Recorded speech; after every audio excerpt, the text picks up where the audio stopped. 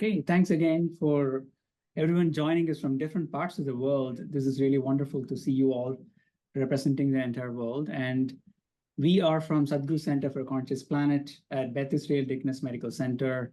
We're trying to be at the nexus of science and spirituality, trying to do research in the fields of consciousness, cognition, and compassion, and also education and outreach efforts from here. So we opened this center in 2020, right at the peak of the pandemic, and we've had several educational sessions, and we continue to do research. And this is our team. We were fortunate to have Sadhguru himself last fall in October when we had our consciousness conference, our first one at the sponsored by the Harvard Medical School. That is really wonderful, actually, to have him here for 4 days and engage in different aspects. And you've seen some of these videos already in YouTube. All right, it's my privilege and pleasure to have this conversation today with two notable personalities. They're all on the screen already. Dr. Robert Thomas, a colleague of mine, and who works in the internal medicine division of sleep at Beth Israel Dickness Medical Center. He's a full professor of medicine at Harvard Medical School. Robert has done pioneering work in the field of sleep and also has some of the real cutting-edge equipments that he has patented and produced, and he continues to do work in the cutting edge of sleep medicine. So it's really wonderful to speak with him. Robert, welcome. Thank you. We have Nishi. Nishi Bhopal was a fellow at Beth Israel Dickness Medical Center. She was a trained psychiatrist and now trained in the sleep medicine under Robert Thomas. And now she has her own sleep clinic at the West Coast in California. She also happens to be a meditator from the Isha School of Yoga and Foundation. And so she really will bring that edge from the science and spirituality. And so I'm trying to pick a brain during a conversation. So it's really wonderful to have both the speakers on board. The way we would format this is we will have the first 30 to 35 minutes or so. We'll have a three-way conversation between the three of us, trying to bring in the science behind sleep. How does meditation actually replace some of the sleep, or if you will reduce the duration of sleep or increase the quality of sleep, and let them chime in, bring some neuroscience aspects, and what is the social impact, right? For example, children at school, drivers, and chronic sleep deprivation, and with industrialized nations, what is happening to the current loss of sleep and loss of productivity because of that. So we will engage in some of these conversations and be ready. Type in your questions. At the end of this, we'll dedicate 15 to 20 minutes to have a Q&A session on the sleep. I really want this to be a conversation that is meaningful to everyone. Thanks again. Without further ado, let's stop sharing the screen and we'll start the conversation here. Thank you, Robert, and thank you, Nishi, for joining. So, Robert, sleep is non-negotiable, and we do end up sleeping 1/3 of our life time, if you will. What is recommended is currently 8 hours of sleep, or at least 8 hours of sleep, if not 9. So can you talk a little bit about what is the requirement? Why do we sleep, actually? And end with what is the current recommendation from the sleep societies and other august bodies from this country for how many hours that one requires to sleep as an adult? Well, I hope there was one simple answer as to why we sleep, but it's just the ultimate housekeeper. The body performs an incredible number of functions just to be alive, and the daytime, metabolic, hemodynamic, blood pressure control, and so on. And it needs a period to clean house. Brain, body, liver, heart, lungs, you name it. Everything needs a period of rest to clean up, rejuvenate. And pretty much every living thing sleeps, suggesting that the requirement for sleep, including insects, that these periods of rest are biologically an imperative. Durations are very interesting. We have no idea why we sleep as long as we do.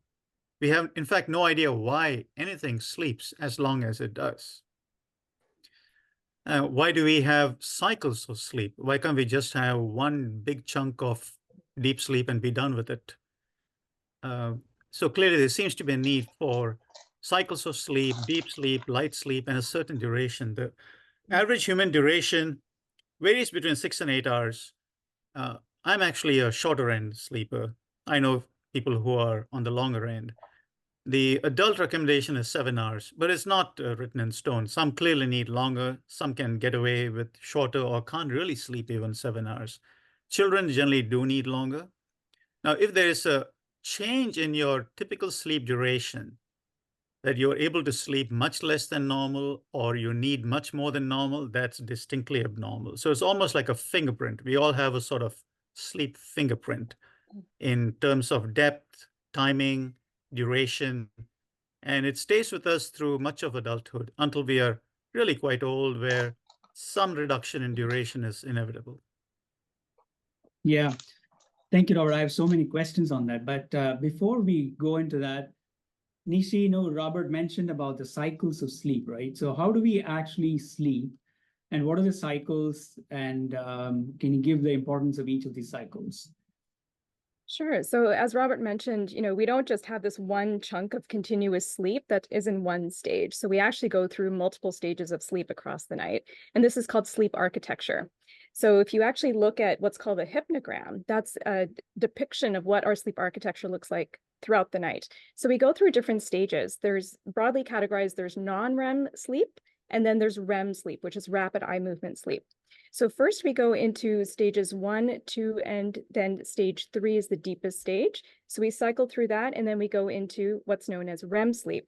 And why the sleep architecture is so important is that it's also tied to our circadian rhythm, or our body clock, right? So the sleep architecture follows a certain rhythm across the night.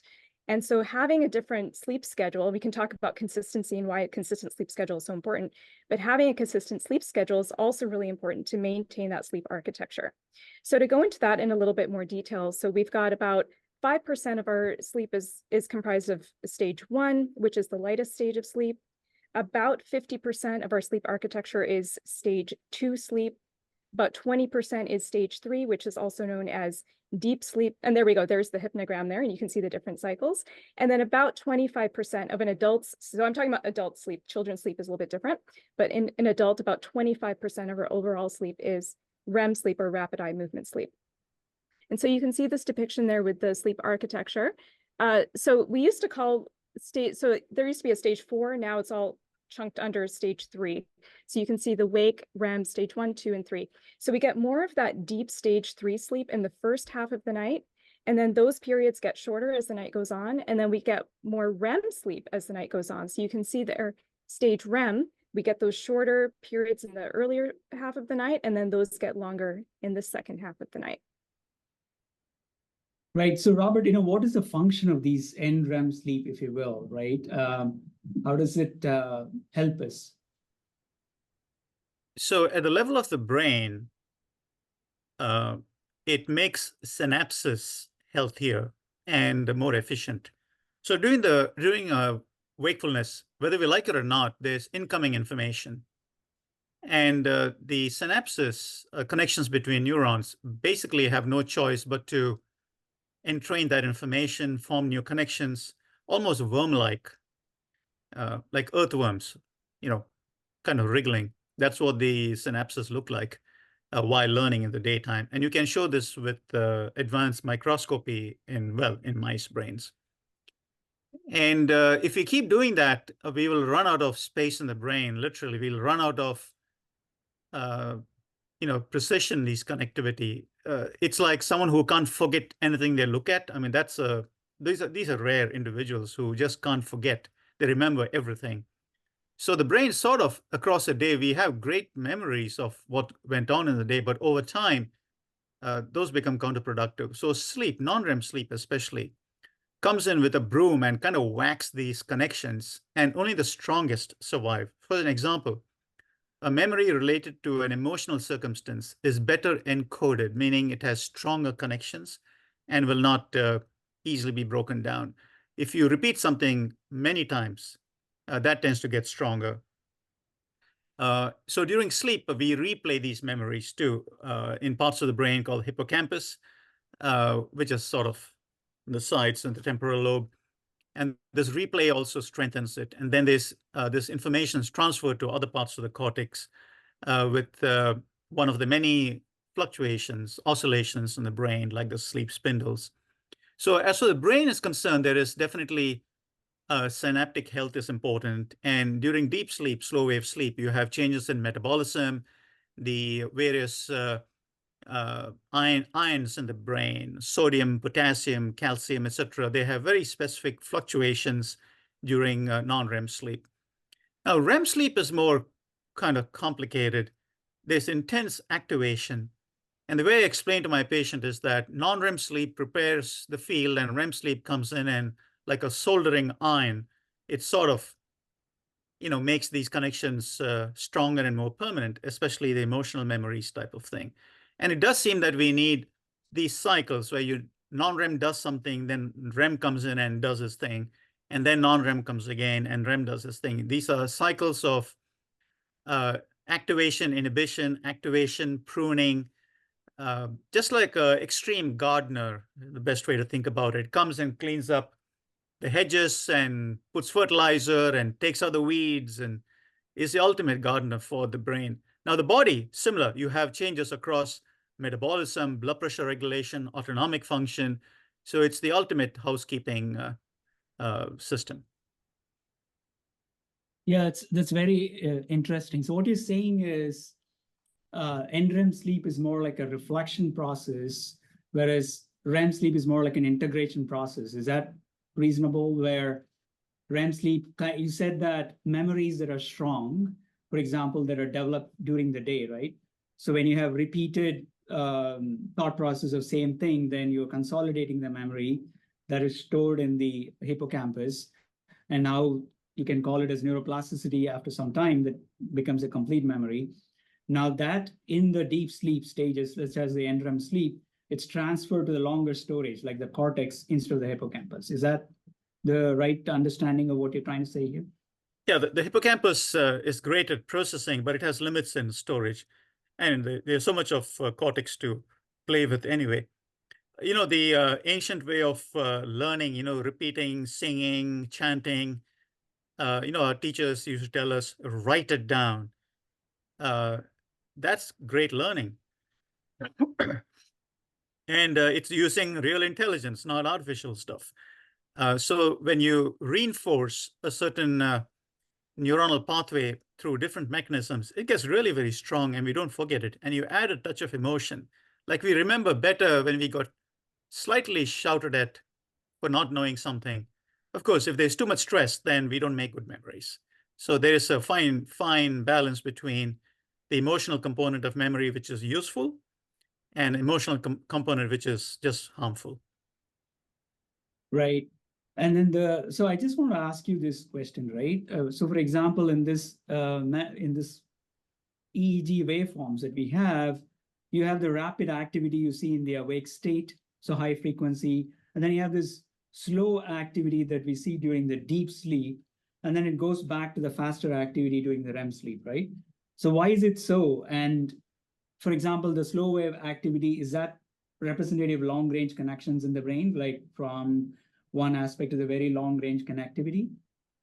So when there is a dominance of slow waves in the brain, that impacts actually all of the brain and a lot of the body. These are called the up and down states. Essentially, think of it like a stadium full of people getting up and sitting down at the same time. You have almost like a wave.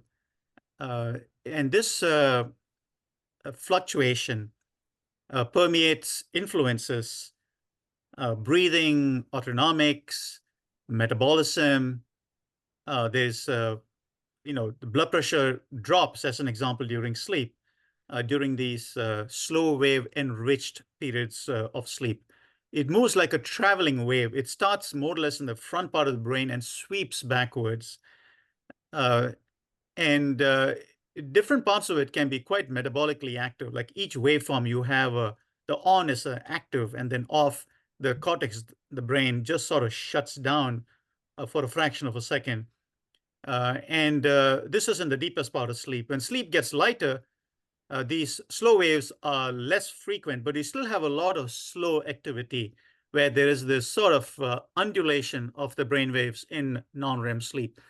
So these slow waves are somehow necessary. And perhaps one way to think about is that when you have large-scale slow waves, there is great synchrony, like it synchronizes large parts of the cortex, perhaps opening multiple doors for information transfer. But REM comes in like a person with a whip. Get on with it, like a teacher, kind of yelling at you or branding a stick to get on with it and to, stiffen up and strengthen up and get your connections in good order. Enough of lazing around, like a taskmaster of sorts, a biological taskmaster. Now, during REM sleep, the body is fairly vulnerable because we are paralyzed, as an example. There's so much activation. It's a good thing we're paralyzed. Otherwise, we'll end up doing things in REM sleep.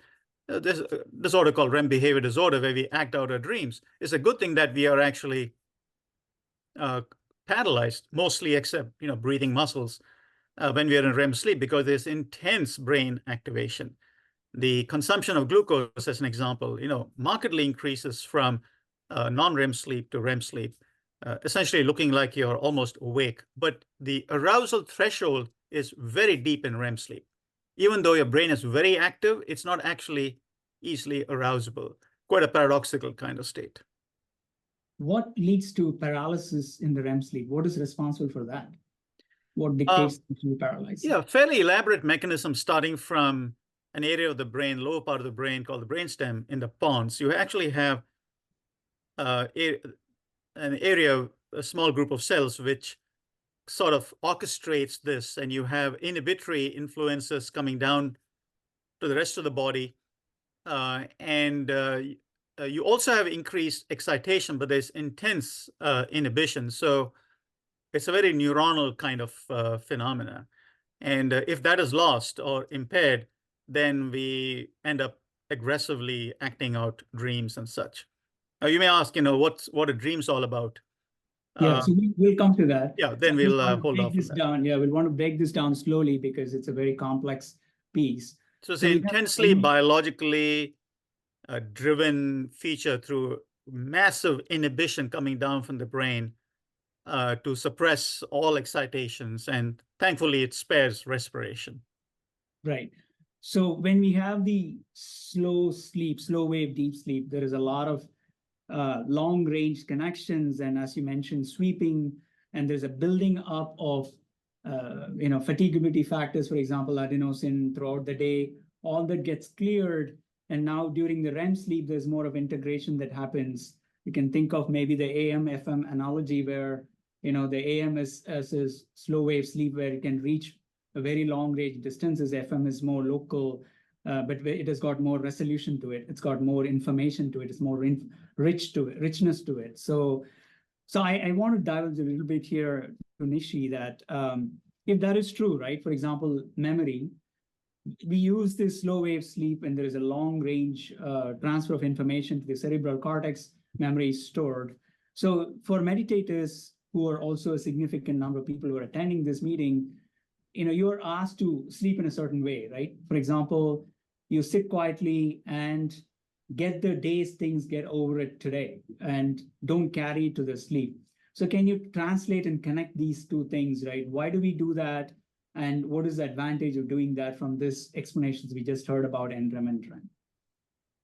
Yeah, absolutely. So I think, we can talk a little bit about just kind of, from a nervous system perspective, what's happening when we're going to sleep. So there's two aspects of the autonomic nervous system. So these are the sympathetic nervous system and the parasympathetic nervous system. So the sympathetic nervous system, kind of just, simply put, is the fight, flight, freeze, and fawn response. And then the parasympathetic nervous system is our rest and digest response. So that's the aspect of the nervous system that needs to be active in order to fall asleep. Right. So this is something, I'll just talk from the clinical perspective. This is something that I see with my patients that I work with as a psychiatrist and as a sleep physician, is that when people are in this kind of very cognitively active state of mind throughout the day, maybe they're stressed out, they're running from one activity to the next, the sleep doesn't just happen like a switch, right? It's not an on-off switch. So what I see is that my patients, they're on the go all day, and then they want to fall asleep immediately as soon as their head hits the pillow, and it just doesn't work that way. We need a little bit of a wind down routine to shift from that sympathetic nervous system mode into that parasympathetic mode. And that wind down routine includes a cognitive wind down. So as you were saying, kind of putting aside the events of the day or all the thoughts of the day. Also physical wind downs, that includes, physically calming the body, not engaging in vigorous activity. Before we started this talk, we were talking about food. So we can, explore that as well, and having heavy meals right before bedtime and things like this. All of these things can impact a person's ability to fall asleep and also stay asleep. So as part of this wind down routine, we're wanting to activate that parasympathetic nervous system. I know at the end, we're going to talk about sort of tips to improve sleep, but this includes putting aside all of the things that were, stressing you out during the day.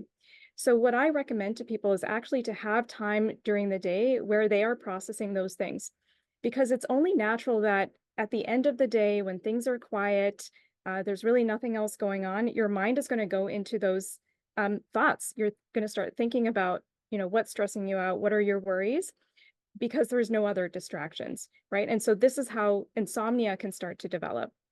And we can look at meditation and how that can be a tool to help activate the parasympathetic nervous system and also improve measures of attention and memory. Yeah. So one of the things I wanted to bring out is after we started the center, a number of healthcare providers have actually talked to us about, hey, I cannot fall asleep. And we have provided them a simple online global free meditation that they can do. Here we are saying, Isha, any reasonable meditation can bring that out. They just do it, and several people have anecdotally commented that they just slept like a baby.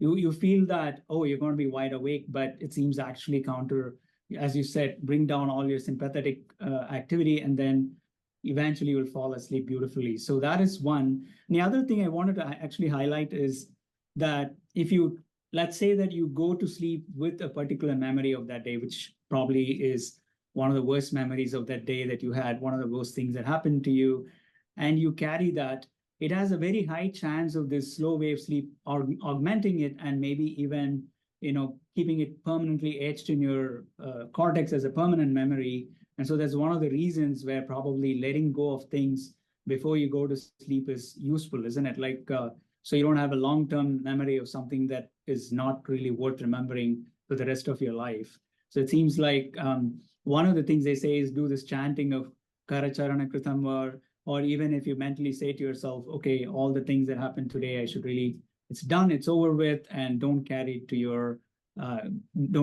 with you. So it seems like very important things. I just wanted to bring back our attention to one more thing.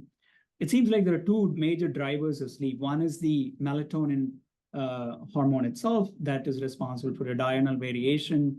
And the second is the sleep load, or the fatigability factor that we have over the day.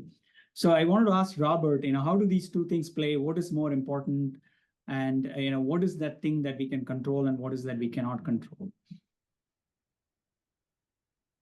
So the circadian system, lives in parallel and interacts with the sleep system. The sleep system is somewhat like a credit card. You buy things and, you're going to have a debt. So in the daytime, we are building up a sleep debt because we are awake for a while and things accumulate in the brain. Adenosine gets suppressed because of coffee, but there are numerous substances which, builds up. And the circadian system, I suppose, was inevitable across evolution because of the light-dark cycle. Pretty much everything except fish living in deep-sea caves have a functioning circadian system. Plants have it too, of course. And the circadian system more or less decides when we sleep. And in nocturnal animals, it's inverted, and we are diurnal. And melatonin is a good marker of the biological night. So we all have a biological day and a biological night where the physiology is actually quite different. Almost everything measurable is somewhat different and has a different responsiveness to perturbation in the biological day and biological night. So the up and down of melatonin, the area under the melatonin, is more or less the biological night, while body temperature also drops during that time, almost like sort of inversely. Now, the biological night, we all have a certain preferred set point in relation to the light-dark cycle. That's what makes up for, larks and owls, people who like to go to bed late. Their biological night is simply later than people who like to go to bed early. Their biological night starts and stops slightly earlier. And light can push this around. So if you get late evening light, it pushes you later. You get early morning light, it pushes you backwards. So the sleep debt which you pay off, it's easiest to pay off when you're in your biological night or very close to your biological night. It's almost impossible to pay it off adequately, exactly opposite. So let's say if you stayed up all night long and you're going to sleep in the middle of the afternoon, exactly opposite to your normal time of sleep, you will not get more than a couple of hours of sleep, basically, because the circadian system is so strong in its drive to keep us awake. It won't allow you to express your sleep drive. But if you're up for a night and then you wait until the next day, you head into bed, you're going to be anesthetized literally across that night. There's going to be so much sleep drive that it virtually will make you almost unresponsive. Not fully unresponsive, sleep is reversible, but you'll have an exceptionally deep sleep because now you're aligning the homeostatic, that is your sleep drive. You're paying off all your credit card in this kind of biological night. And our physiology, just to reemphasize, is really very different in the biological night and biological day. And you can measure some of them very easily: blood pressure, cortisol, of course, melatonin, body temperature, arousability, mental features. We are really not good at all in our cognition in the middle of a biological night. We can do automatic things easily, things we know very well. But if you have to think, strategize, come up with new ideas, plans, do mental arithmetic, etc., in the middle of the biological night, we are not good at all. Yeah, so it seems like the industrialized nations, especially, there seems to be a chronic sleep deprivation. Majority of the people think that sleep is overrated and they sleep for about 5 to 6 hours a night. And it seems that that is inadequate. They try to catch up in the weekends. It seems like no amount of sleeping in the weekend you can actually pay off the debt of 5 days or 6 days of weekdays that you have sleep deprived yourself. And of course, we all know that a deprived sleep in the night and following that morning, your cognition is not going to function really well, and which inevitably leads to productivity losses, especially the loss in Japan and US is very, very high compared to other countries because of chronic sleep deprivation. So Nishi, how can meditation help for these people who want to maximize their day and increase their potential of being awake throughout the day and being very productive and being their best? It's such an interesting question, just even preparing for this talk, looking at some of the research on meditation and does meditation actually decrease your sleep needs? So I just wanted to reinforce what you were just saying, that we live in a sleep-deprived society. 1 in 3 adults in the US is suffering from sleep deprivation. There's many reasons for that. There's sleep disorders, but there's also lifestyle factors and shift work and all other kinds of factors contributing to this. But the CDC has actually declared insufficient sleep as a public health epidemic, right? So this is why this is such an important topic for everybody, because all of us have to sleep. Okay, so what about meditation though? So, just from my personal experience of doing meditation, I have found that my personal sleep needs have gone down slightly. And I've heard this from so many other meditators as well. So why is that? Well, it's been known for a long time that, people who go to meditation retreats, let's say you're in a week or 2 week silence retreat, that sleep needs go down. Studies on Buddhist monks have found that they need less sleep. Even in the Buddhist texts, they say the optimal amount of sleep is 4 hours. So how do we reconcile that 4 hours with what we're saying that people need 7 to 9 hours to be fully rested? So it's not exactly known why this is. Why is it that meditation reduces sleep needs? But there's some theories about that. So one of the theories is that it actually helps to improve your efficiency of filtering out information. So there's one theory that there's basically two types of attention. There's phasic attention and tonic attention. So phasic attention is your ability to respond to something that happens spontaneously. So let's say somebody throws a paper airplane at you and you're responding to that. Versus tonic attention is kind of this baseline level of attention that you have, that you're just kind of filtering and responding to different stimuli that's happening. So it's been shown that meditators have better tonic attention. So they're just more efficiently able to respond to things, and they're more efficiently able to filter out all the noise, so to speak. So there's less brain energy being used.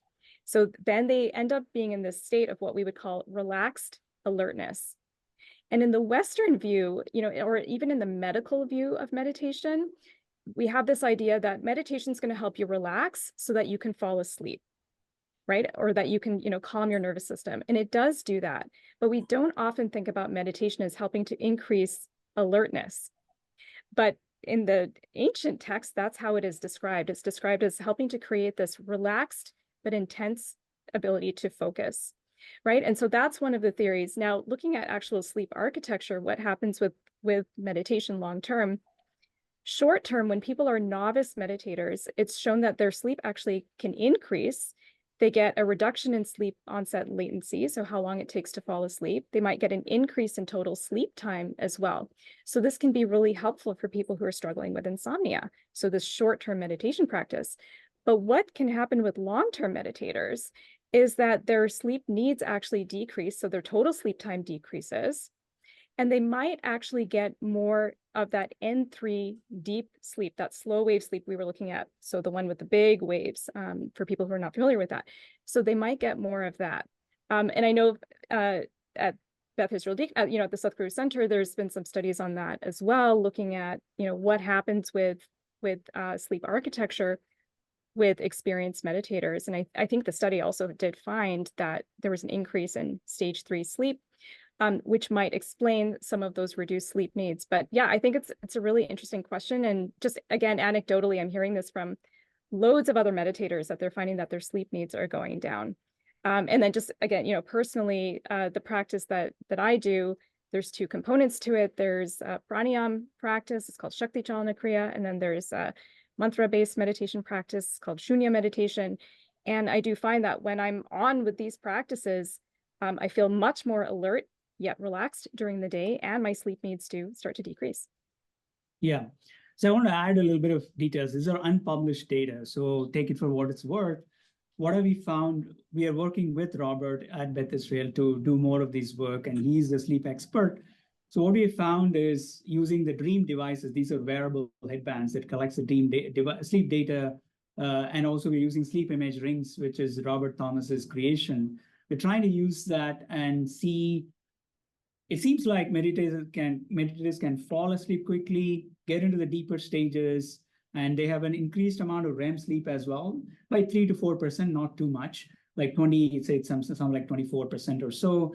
And their efficiency of sleep is very good. They're not lying down in the bed unsleep, right? So they also get out of the bed as soon as they're awake. So that sleep efficiency is also good. Seems like average meditator sleep is around 6 hours. That's what we're noticing for years, like 6, 10, 15 years continuously. So it seems like that is our data. We are also inviting participants to take part in this study, so we can collect more data and actually put it out. No such studies are actually available to show how this sleep architecture is different between people who meditate versus general public, right? So it could be very useful for them to, especially if you're chronic sleep deprived. The other aspect is we're also depriving people of sleep in the night and testing their cognition the next day morning. Again, we need participants to take part in the study. We don't know how this is going to pan out. We're in the very early stages. We're looking for participants, especially those who are going to sign up for example, Shunya meditation. We're also comparing it with nappers. So we're diverging to the nappers, right? So Robert, taking nap during the day, is that good enough? Why do we have to meditate? So I've looked at quite a bit of the meditation literature, but more with the angle of autonomic control, respiration, and such. So it turns out that the respiration signal actually permeates the whole brain. You can measure the respiratory oscillations in the hippocampus and the neocortex and the thalamus across the whole brain. So respiration is in part a timing signal for the brain, a synchronizer for the brain. Now, in average wakefulness, if you actually measure breathing, my breathing right now, in fact, it looked like I have apnea. I'll be starting, stopping, almost like drunken breathing. But during a stable non-REM sleep, which may be classic N3 or some parts of N2, breathing is very stable, and brain waves are also very stable and enriched with slow waves at that time. I suspect that when you meditate in the daytime, you are triggering something similar to that, so that you are performing some of the functions of stable sleep. Now, you'll have to become, I suppose, you've got to be pretty good at meditation. You can't be sitting, breathing quietly and doing intense mental arithmetic at that time, or worrying about your bank account or what you're going to, your next PowerPoint slide presentation. If you do that, it's probably not going to work. But if you're more or less isolated in a sensory sense, and you have deep, slow breathing pacing your brain, it may be providing some of the same functionality as stable non-REM sleep. Naps, now naps kind of works two ways. You have those who like napping, like myself. I love naps, but it's only on the weekends. I don't need a nap. I'm quite happy without it. But I like a nap. And if I take a nap on the weekend, I sleep a little bit less at night. And that's expected. There's a bit of total amount of sleep debt which you have. But nap sleep is usually fairly light. You're not going to get the same architecture as normal sleep. You pay off some of your sleep debt if you're sleep deprived or you're sleepy from a sleep disorder, where the nap is to catch up. So catch-up naps or needing a nap is quite different than, I'm a napper, I love my nap. One quick word about narcolepsy. It's a strange disorder, of course, but we know what causes it, lack of a substance called orexin in the brain. Somehow, even the sleepiest narcoleptic, when they take a very brief nap, like 5 minutes, can be remarkably alert for a brief period of time before they feel sleepy again. This is a unique feature of narcolepsy, which has been shown subjectively and objectively over decades, which we totally do not understand how this happens. So let's say if you're sleep deprived or you have sleep apnea or you're jet lagged and you have a certain degree of sleepiness, you take a quick nap, nothing is going to happen to you. You're going to actually wake up feeling worse. But narcoleptics somehow have this incredibly specific, refreshing nap, pulling them out of deep sleep. But that's a very unique situation. Otherwise, taking a nap, sleep is just quite light and really will not get you too far. But slow, deep breathing practices perhaps uses the respiratory signal as a synchronizer. So you essentially are biologically at a certain level sleeping while you're awake. Yeah, we covered a lot of things. I just want to recap for our viewers that circadian rhythms are the drivers of sleep and you can't fight it. So synchronize with that. So maintaining sleep hygiene, going to bedtime at the proper times and waking up every day is one of the best things that you can do. Seems like about 8 hours is what is recommended if you don't do any meditation practices or something alike. It seems like if you do meditation practices, you can actually cut down the sleep time because of various advantages that we just talked about. And now, briefly, Robert talked about the jet lag and Nishi talked about the meditation, etc.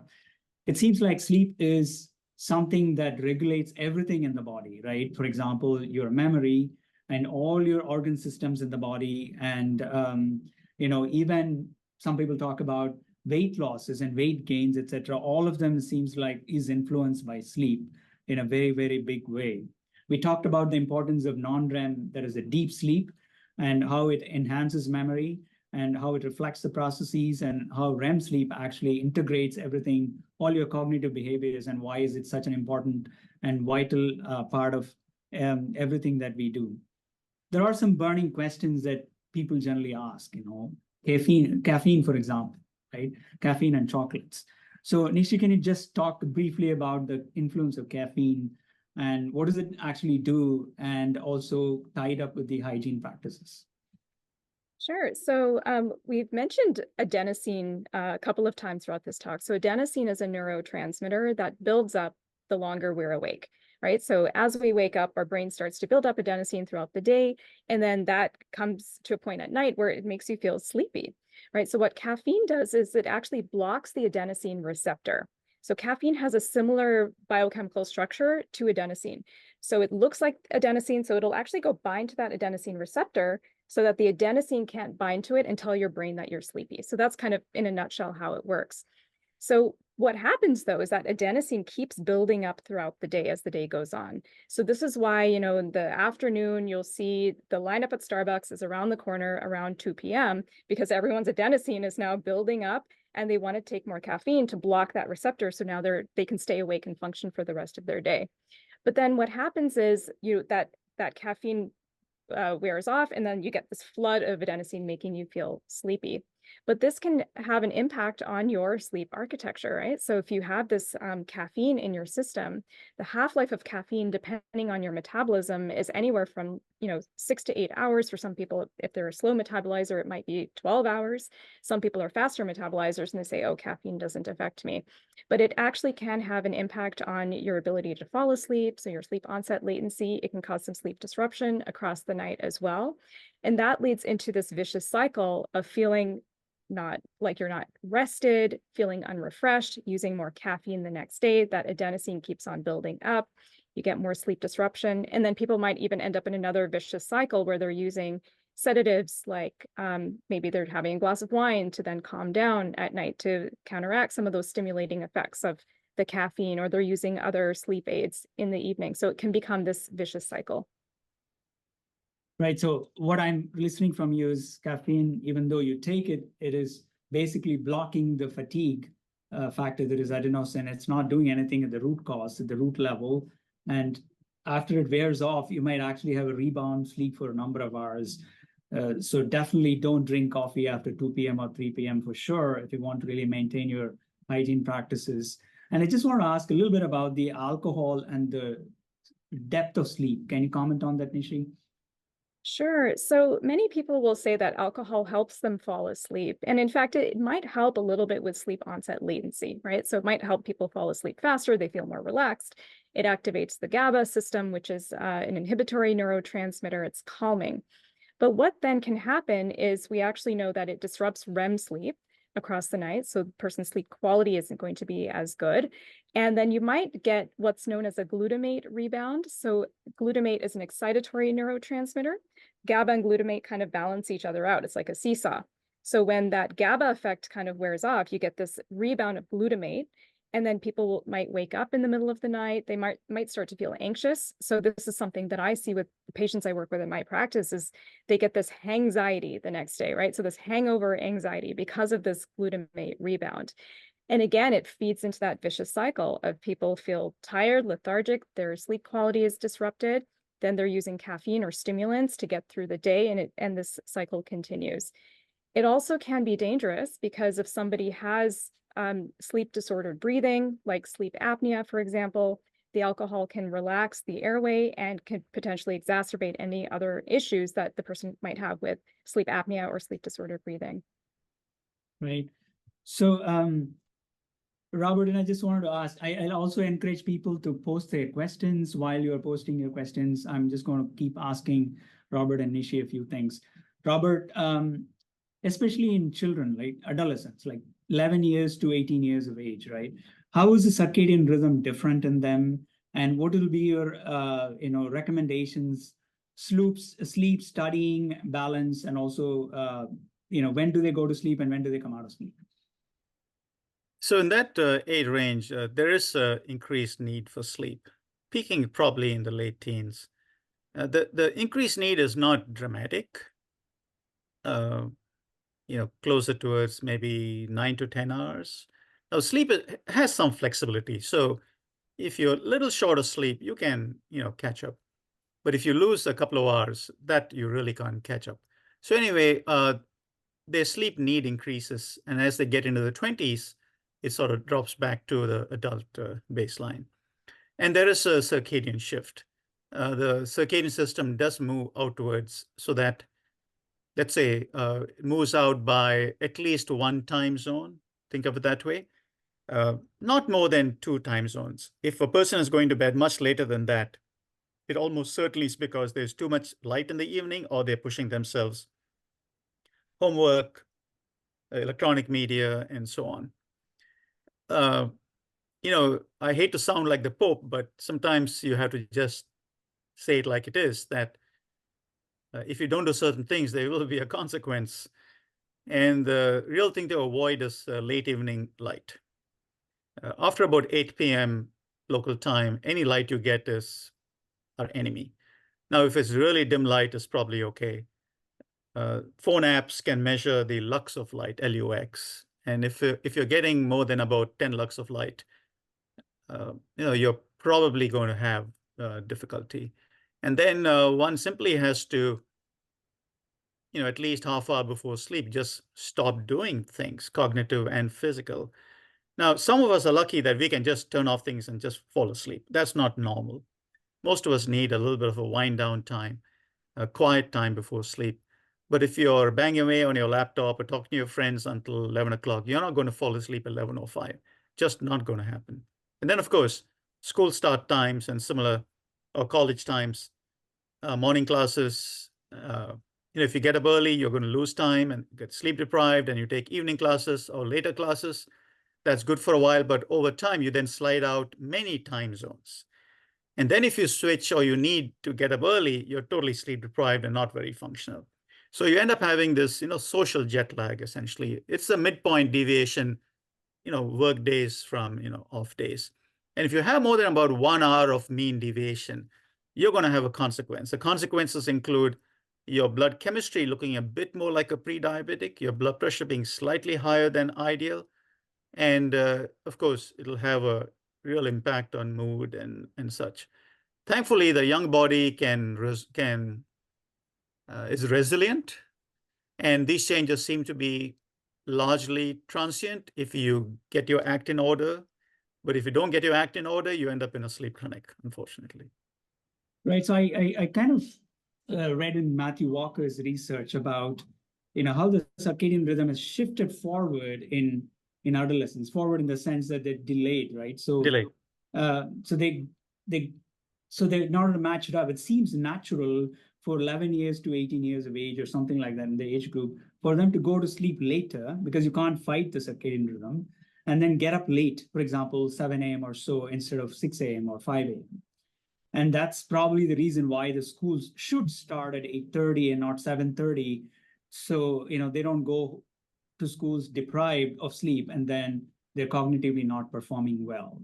So that seems like the reason why I found in our Lexington school system, in the last 4 years, they shifted it to 8:30 a.m. start instead of 7:30 a.m. start. I was wondering why, but Matthew Walker's work on the circadian rhythm and others seems like the explanation for it. Is that true? More or less. I mean, you don't need a lot of light when you wake up in the morning to hold you in place, especially in adolescence. If you get up and it's dark, you're going to slide out. And of course, in many parts of the world, not all, of course, you don't have much morning light. But one of the other issues with the school start times is that it's not like you walk 5 minutes to school anymore, right? I mean, Oh yeah, it takes time to get to school. time. So my neighbors, well, the kid is now grown up. In winter, peak winter, like 6 a.m., the poor kid is standing outside, huddled in the cold, waiting for the school bus pickup. I mean, that's, I've just about woken up, and this kid is already up and ready for the day. And of course, the school bus will take a circuit, but get to school by maybe 8 o'clock. So that's really another issue. And during the pandemic, there was a bit less of that, but of course, you missed out on so many other things. No great answer, but certainly early school start times is just wrong, just biologically wrong. Right, so there are several questions in the chat. So even though we want to close at 1 because of the common interest, we will extend it a few minutes here. If that's okay with Robert and Nishi, is that okay? Oh, sure. Minutes? Good for me. Yeah. So I'm just going to pick a few questions that may be of importance to everyone, and then we can go to other questions. So one relevant question somebody's asking is, when you feel sleepy in the afternoon or late evening, and you still have things to get done, how do you stay awake without caffeine? Nishi, you want to take that, or Robert? Well, I'll just make a quick comment. If it's important enough, you'll just push through and do it. I mean, you got to do it, you got to do it. It'll be a little unpleasant feeling sleepy and tired and doing it, but you just have to do it. Now, if you feel so impaired that you can't get your work done, that's pathological, and you probably need to have it evaluated. Now, feeling a little uncomfortable is one thing, but if you're not able to function, that's not normal. Nishi? Yeah, I totally agree. So that's the first thing is, okay, is it so hard to stay awake that you can't function? Then we probably need to look at that. Are you sleep deprived, or is there something else going on that needs to be addressed? But if it's more like, okay, I'm tired, and I mean, I relate to this too, you know, there's an afternoon, like, oh, okay, I'm kind of dragging. So the things that can be helpful, going outside and getting bright light. So go for a vigorous walk, get your body moving, get the blood flowing, get some bright light, fresh air. That can really help a lot. I know there was a question about yoga nidra, so that actually could be helpful as well. That can be quite restorative. So if we have time, we can look at that. And then we had talked briefly about naps. So even just taking, you know, a 15, 20-minute nap can also be quite refreshing. And even companies like, you know, Google, Huffington Post, Ben & Jerry's, they have nap rooms in their offices, not because, you know, they care about their employees, you know, they're at the goodness of their hearts, but because they know that naps can actually be very restorative and help improve productivity. So those are some things to think about. Right, I'd also include meditation in that. It seems like that's an easy way to prolong your day. And there's also a nap culture in NASA, I believe, where people are actually encouraged to take shorter naps, not long naps. And as Robert mentioned, as after you get up from the long naps, and you're going to be more groggy and not productive. So that is important. Then somebody's asking, Shunya simply took coffee out of my routine. I'm the only person who's not desperate for coffee at 9:30 a.m. and at 4 p.m. Okay, that's great. That is it's another form of meditation where it's a conscious non-doing process. And for all the reasons that we just discussed, it's helpful. If patients are on stimulants for narcolepsy, will stimulants impact their meditation? Any thoughts, Robert or Nishi? I don't think so. That should not impact narcolepsy. If you're properly treated, you're not super wired up. You're actually sleepier than the average person. The main risk is that you'll fall asleep. That's the main. You'll actually fall asleep if you sit quietly. It's like a maintenance of wakefulness test, which is one of the tests to see whether you can actually stay awake. So the real risk is not as a problem for meditating, but you'll probably end up falling asleep. So one question is, so what can you do if you're sleep deprived during a week? If there's no real catching up on sleep, how can you reset your body so you rejuvenate it again and not fatigued? Sounding like the Pope, you got to take rest, you got to sleep. After a certain amount, you just can't bankroll it. Even if you take a medication like modafinil, it'll make it, you know, easier to stay awake and such. So there is some concern that if you had substantial sleep loss for a period of time, a recovery, we're not sure how long the recovery is and if we recover completely at all. Clearly, it's very hard to do these experiments. But if you like, you know, sleep restricted for a week, as an example, even after 3 to 4 days of full catch-up sleep, you can still show changes in brain waves, changes in blood pressure, changes in metabolic handling. So there's a trailing edge of abnormal function. You know, shift workers, of course, there's lots of data showing that, you know, they are quite unhealthy. People, especially doing rotating shifts. So I would caution anyone who thinks they can, you know, just power through and just keep doing that without any recovery. You're probably going to have a consequence. It could be a consequence of metabolism, the types of things you eat, your blood pressure regulation, your social cognition, I think we change. We become sort of a little different when you're sleep deprived. Of course, acute sleep deprivation, none of us are nice people after a night without sleep, right? You know that. But if that becomes part of your being, then it's clearly problematic. Yeah, so there's several questions about ER docs and any other kind of doctors who are doing 24-hour shifts and 36-hour shifts. I think the work rules have gotten better, where you're not supposed to work beyond 24 hours continuously and not take calls less than 3 days, every 3 days or some things like that. But there's still a long way to go in terms of improving these things for various logistic reasons. One other thing I wanted to bring out is the micro sleep. How is it different? And all it needs is a few seconds of micro sleep where you're completely shut off, and that is a recipe for accidents. Any comment on micro sleep, Robert? So micro sleeps are inevitable once you're sleep deprived, and if you're not having some ongoing vigorous mental or physical activity. We see it, of course, when we do sleepiness testing. Before a person actually fully falls asleep, they have these little bursts of brainwave slowing and such. And technologies which track long-distance drivers, as an example, which of course they fight vigorously, understandably, show them to be, having impaired vigilance. The eyelids droop and the pupillary responses change and such.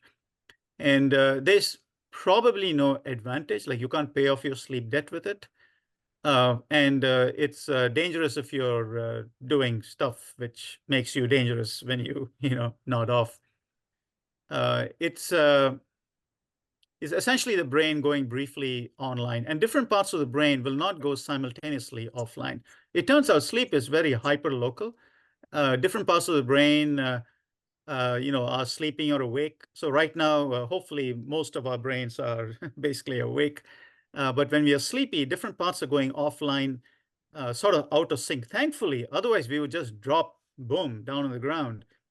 And microsleeps, different parts of the brain are going on and off, on and off. So you're not going to your performance will not be good. Not just slow. You'll be slower, yes, but it'll be inaccurate. So you're both going to slow down and do it wrong, which is, of course, pretty bad in some tasks. Maybe not so much of a flipping burgers, but otherwise it would be pretty bad. Yeah, so there are other questions in the chat about how do you take part in sleep studies. We'll put it at the end. Where do you need to contact, so we can give you more information about the sleep studies that we're doing in collaboration with Robert and Nishi. Definitely, yes. There are other comments from meditators who generally say that I sleep only 3 hours a night, I sleep only 4 hours a night, I sleep 5 hours a night, and I feel fully energized for the day. That's great. That is what we're trying to figure out. What is the cohort? What are the determinants, and how productive you are in an objective way, so we can actually inform ourselves and also learn the theories behind how meditation helps generally people to sleep less, but also sleep effectively. There's one question from someone who's Nutan. Could you comment on polyphasic sleep? Robert? So there are two ways to think about polyphasic sleep. One is sort of ancient sleep, where you sort of settle down when the sun went down and you got up to get about life when the sun came up. The sleep cycle is basically separate, so that you have a sleep cycle, then a period of wake, where often there was some social activity, and then another chunk of sleep. So this kind of chunky sleep was in the pre-industrial times. Not scattered chunky. It was still in the night, and you still maintained, the basic architecture. There's a small amount of data, mostly with activity monitoring, but a little bit with brainwave data in a few remnant societies which essentially don't have electricity. Now, the other kind of polyphasic sleep is what happens when you get terribly jet lagged. Your sleep, when you recover, you will have different chunks of sleep at different times. And then like floating islands coming together, they will, or like Terminator 2, liquid metal man coming together, you will kind of coalesce into your normal sleep pattern. So that's another kind of polyphasic sleep. Another kind of polyphasic sleep are people who either for the kind of work they do or lifestyle, they sleep, in multiple chunks. You're probably going to be a little more tired than average between chunks, and it's probably not healthy to do so. But you could relieve your sleep debt reasonably by multiple periods of sleep. It's going to be hard to do just off the bat, but some individuals do have polyphasic sleep. And the final type of polyphasic sleep is definitely what you don't want. It's called irregular sleep-wake cycle disorder, where you don't have a choice. Your sleep is just scattered all over the place and you're utterly, utterly miserable. Yeah. Nishi, is healthy sleep measured by how functional you are during the day or when you need to be active? How do you say that you slept well? Yeah, so that's one aspect of it is, how you're functioning during the day. There's actually no one definition of what is good quality sleep. So there's a few different metrics you can look at. So one is, how you're feeling, the quantity, right? So we've been talking about quantity. Are you getting in that 7 to 9 hours? But if you're a meditator and you're a proficient meditator, maybe you need a little bit less. So you can look at that. Consistency is also very important. So this kind of ties back to the polyphasic sleep question as well. There was a large study from January of this year, 2024, looking at kind of all-cause mortality, and they found that consistency in the sleep schedule or regularity of a sleep schedule had a bigger impact on all-cause mortality than sleep duration. Right. So maintaining a consistent sleep schedule as much as possible. I know for people who are shift workers or who are traveling a lot for work and things like this, it's not always possible. But having that consistency is also really important. And then timing, right? So we've talked a little bit about your chronobiology, your circadian clock. If you're a night owl, if you're able to stay in a sleep zone that's kind of consistent with your body clock, that's actually going to give you better quality sleep versus if you're a morning lark, getting sleep in that kind of zone is also going to be more beneficial for you. So those are some of the factors to look at. Yeah, I know there's so much to talk about, but there are two things that I want to talk and wrap up here. One is we never touch dreams. It's one big area to touch and talk about. Robert, can you succinctly say something about the dreams? So dreams, the different angles to it. So one, if you have intense emotional experiences or you replay a certain thing multiple times in your head, or you play a certain computer game, as an example, close to bedtime, it is quite common to integrate that into a dream in some form or the other. Bob Stigall had this really nice study playing Tetris. Now, I never played Tetris, but I looked at what it looked like, and I wouldn't want to play it before bedtime. But if you do a lot of Tetris playing before bedtime, you actually dream Tetris. During my medical school, I would dream before my pharmacology exam structures of molecules I was supposed to know, like opiate molecules, antibiotic molecules, because they would ask us to actually draw it out. So I would practice drawing it out and I would dream that. So if you really engage very deeply in something, you entrain that into the dream. So that's one aspect of dreams. Clearly, if you have had bad experiences, you have a deep encoding with strong emotions as part of a PTSD spectrum, there you have reactivation, because any activation of the brain basically activates this. The system is so close to firing threshold, this particular neural pathway encoding this bad memory, you redream the badness every time there's any activation of the brain, which means essentially both in non-REM and REM sleep, in light non-REM sleep and in REM sleep, you're going to have this activation. And then you have disorders like REM behavior disorder, where you act out your dreams, where dreams actually take on a very active kind of aggressive format. You're running, you're doing stuff, you're fighting. Sometimes it is what you know you do well, but it can be quite random, like you're being attacked, you're attacking, and you literally act it out. where the dreams are generated because the controller of REM sleep can't just do his thing. It is sending out its impulses like across the whole brainstem and the whole brain, just yelling away at the brain basically and activating memories. And when you activate memories, if it has a motor component, it triggers the motor cortex. And if you're not paralyzed, you're going to do it. So, those are different kind of angles of dreams. Whether dreams have deeper psychoanalytic implications, that is way outside, my skill range. And maybe Nishi, you can talk a bit about that. What's the current thinking about the deeper meaning of dreams? Sure. Do we have time? I know we're a little bit over. Just keep it short, maybe like 2 minutes. Yeah. Okay. So, I mean, even just like looking at kind of the yogic perspective of it, right? We've got these kind of 4 states of consciousness. There's waking, dream sleep, deep sleep, and then turiya, which is kind of like this sort of transcendent state of consciousness. So now the current thinking, so initially like Freud thought that dreams are a manifestation of our unfulfilled desires, right? And so that thinking is kind of old now in the field of psychiatry and dream analysis. Now it's thought that there's kind of this interplay of the conscious and the unconscious, and sort of this is kind of like the Jungian school of dream analysis. But there really is, why do we dream? There really is no great answer for that. We know that some of that is to, like we were talking about, learning and filtering out information and encoding information. There is that aspect, but then there is this other aspect of, what's happening with our unconscious.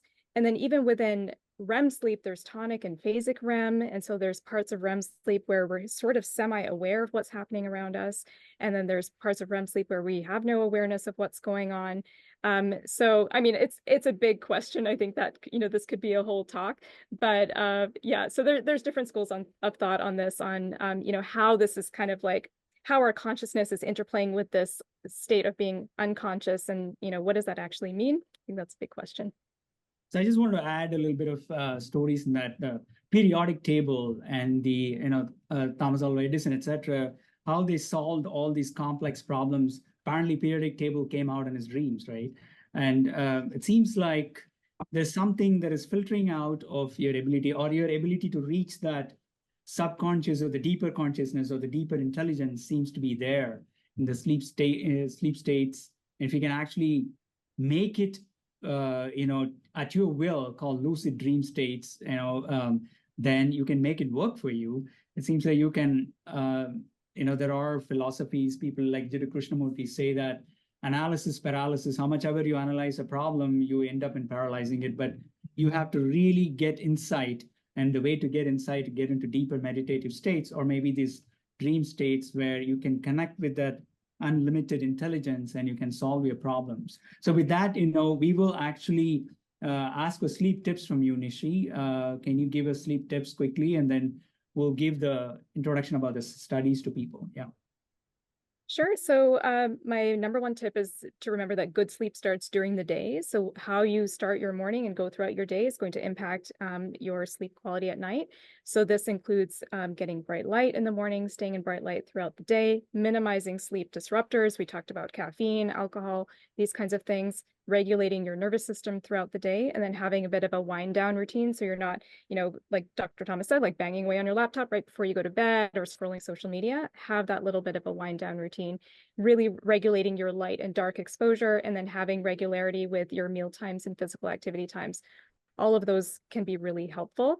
And then, if you're doing all of these things, yet you're still struggling, you're having trouble staying awake, or you never feel refreshed, then don't hesitate to go and talk to a sleep specialist. We do exist, and we can help you navigate any issues you might be having. That's great. Thank you so much. And I want to actually share some of the studies that people have been asking about. So you can see here, the one study that we are doing is a brain health study, where we are looking at meditators and using the dream bands and estimating their brain age, etc. And this Bliss study, I think this one is all about comparing the Shambhavi people and also comparing normal people and looking at their longitudinal progression of their brain states.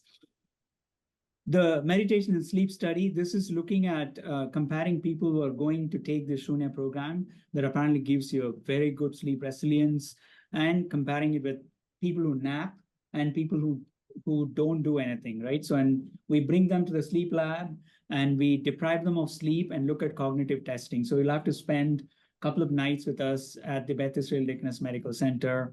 Again, writing to Sadhguru Center _research at badmc.harvard.edu. You can take a photo of that. You can see where I'm pointing out, Sadhguru Center _research at badmc.harvard.edu. You can take part in these studies.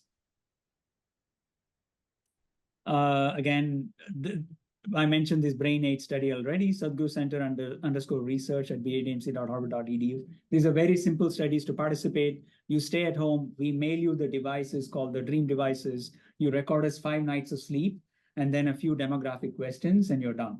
So these are very easy way to participate, and only by collecting large amounts of data, we can actually show what is the characteristics of people who meditate and their sleep architecture. These are some of the ways you can follow what is going on at our center. And please sign up for a newsletter. So again, you can QR code it and you can sign up for the newsletter. And that is one way to keep in touch with us for all the things that are happening. And we are trying to bring this science rigor to all the spiritual practices, or if you will call it as meditative practices or contemplative practices, whichever way you want to call them. So we want to bring that science behind in whatever ways we can, using the modern tools of science. Maybe not everything can be proven, but whatever we can, we should do it and give it a very rigorous scientific approach. So Sadhguru Center _research at badmc.harvard.edu is your thing, and we can QR code this particular one. So with that, I actually thank Robert and Nishi for taking time out during the middle of their day and really engaging in this conversation. We'll put this recording out in a YouTube. So when you sign up for this newsletter that I just mentioned, you will know where that is and you can get to see the same things over. There are a lot of things that we could have discussed. Sleep is very important. I'll leave this thought with you. Sleep is not a passive process. It's an active process. It's very important. It is vital. And that actually restores a lot of what we do, both physically and mentally. And it's very important. Don't ignore it. You can either follow the routine recommendations that are given to you, or gain some hours by doing some routine meditation. So thank you so much and have a wonderful day. Thank you, Robert, and thank you, Nishi. Thank you.